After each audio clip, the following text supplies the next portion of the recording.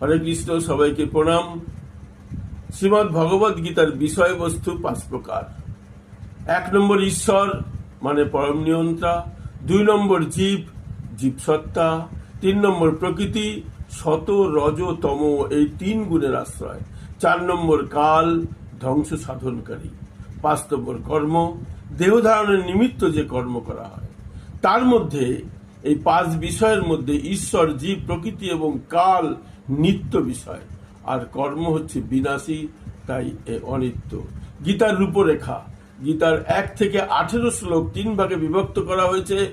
1 থেকে 6 পর্যন্ত কর্মশতক, 7 থেকে 12 পর্যন্ত ভক্তি শতক, আর 13 থেকে 18 পর্যন্ত জ্ঞান শতক। কর্মশতক, জীবের স্বরূপ হয় কৃষ্ণের দাস, কেন কৃষ্ণের অংশ জীব। 2 নম্বর ভগবত প্রাপ্তির উপায় হচ্ছে ভক্তি।